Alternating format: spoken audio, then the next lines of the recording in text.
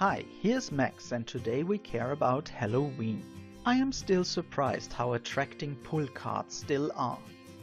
But I'm thinking for a while now of how to alter them and combine them with more modern elements. And here's the result, a combination of pull card and shaker card. And this is how we do it. You will need a piece of orange cardstock with 5.5 by 14 7/8 inches and score them at the marked lines. If you can't read the measurements, no worries, I will state them in the description box below this video. And now we need another piece in 5.5 by 9.5, which has also to be scored as given.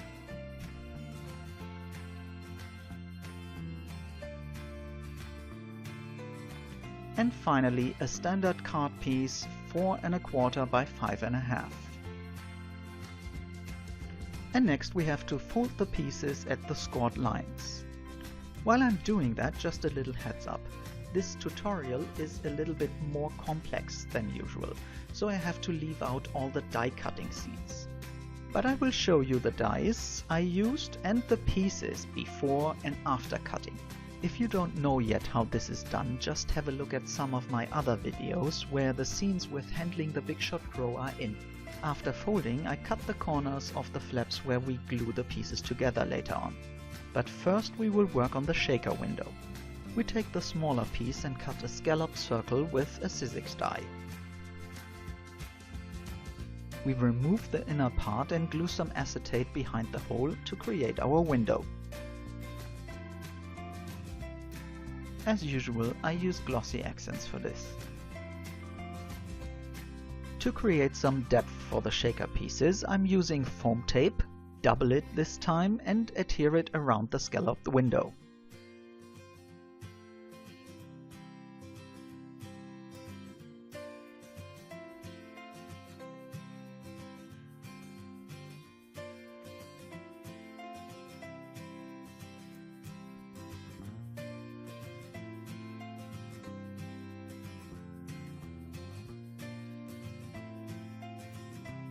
A piece of rough package paper will be the background, and it's about 1/8 of an inch smaller than the orange back of the box.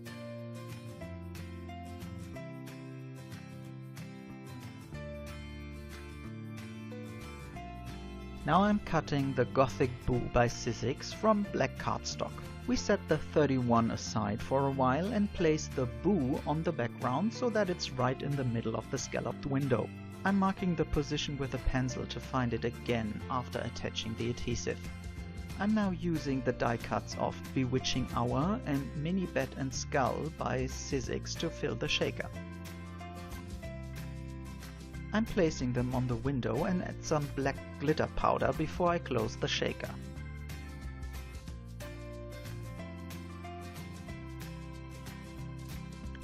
Now we will set this aside as we will care about the face of the shaker a little bit later, because next we will focus on the body of the card and the slider mechanism. We are now cutting the side that has no flap, add 1/8 from each side, leaving 1/2 inch from the top and the bottom of this part. This we cut diagonally from the corners towards the 1/8 inch cut.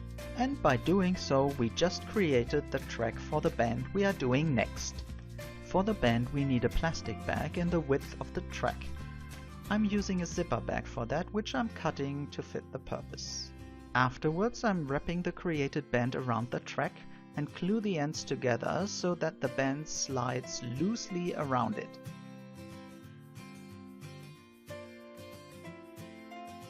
And now we take care of the cover. I'm now using almost all parts of the stamp set Lost and Found Halloween by My Mind's Eye. First I'm stamping the bottles with waterproof ink and heat emboss it with black embossing powder.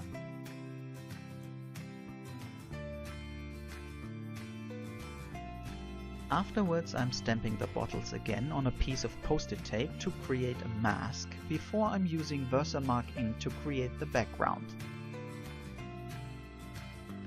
As the package paper is very rough, the Versamark stamp really soaks into the paper.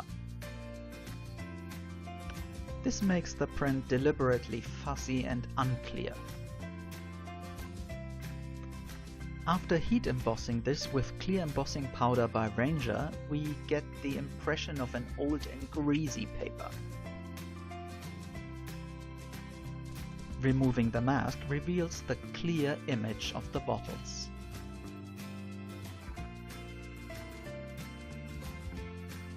And what would be Halloween without spider webs? And so we create some in the left upper corner. Here I'm taking a piece of cardboard and remove the upper coverage. Afterwards we are adhering it to the background and take the 31 we put aside earlier. We will glue this now on top of the distressed cardboard. As you can see here, I now already adhere the background to the card, even that I wanted to ink the edges before. But you will see how I'm going to fix this a little bit later. But before, we will now work on the background for the pull tag part of the card. I'm also using the same technique of Versamark on rough package paper to create the fuzzy and greasy look. I want to stamp only the word Halloween of this background stamp by Tim Holts. So I'm masking the rest of the stamps with some post-its to only ink the required part of it. And this will be embossed as well with black embossing powder. Any excess can be removed with a smooth brush. Next I'm cutting the word happy out of orange cardstock with this die set by Sizzix and glue it down slightly overlapping the Halloween.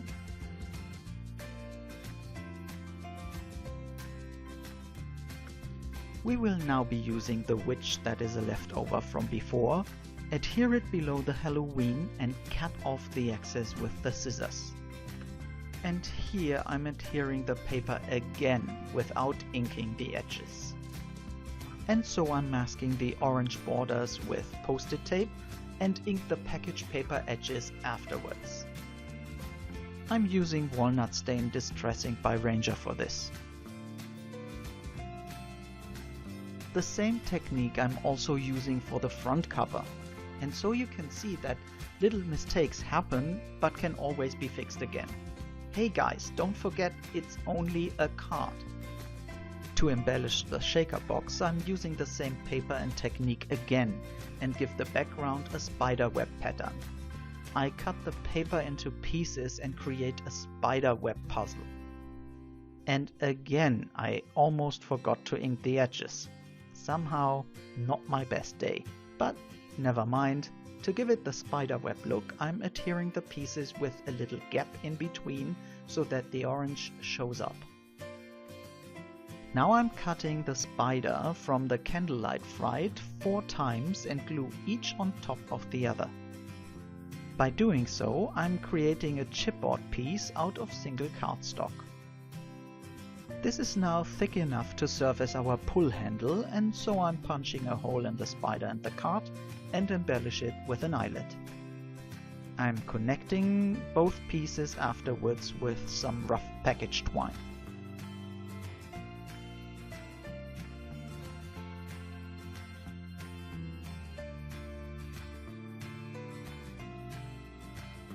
And now it's about time to put all the pieces together. But we will have a look in the body of the card first.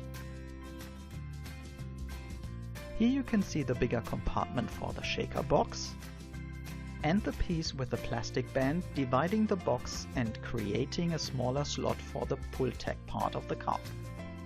And now it's important to get the parts where they belong to. First we are placing the shaker box onto the plastic band and closing the cover. If you are facing the cover correctly now, everything is alright and we can glue the box down. You want to adhere the double-sided tape as far to the right as possible. The more you glue it to the left, the less it will pop out of the card.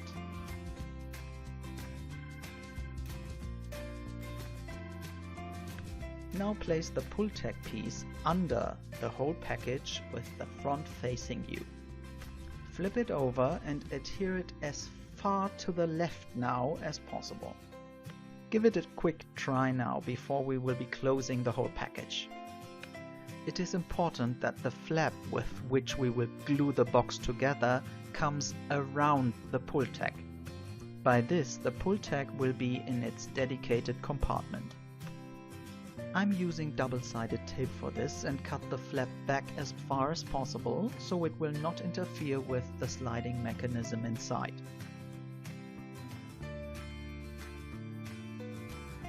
Just another try if everything is still in perfect order, and then we will glue 2 red rhinestones onto the spider to reflect its eyes. And finally I'm filling the gaps on the cover with some leftover bats. And that's it. Every time you now pull out the right side of the card, the shaker window will appear on the left. And this will also work backwards. So this is truly not a card for mass production, but definitely a wonderful gift that you can bring to a Halloween party. And that's it for this week. I hope once more that you had fun and got inspired. If you liked this video, please give me a thumbs up. And if you are new to this channel, I would love to have you subscribe, because I'm trying to give you new inspiration every week here on Color Your Life.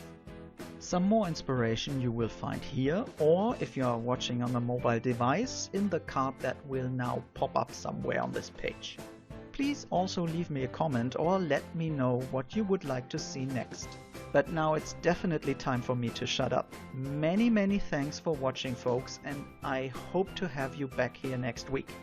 Take care and bye bye.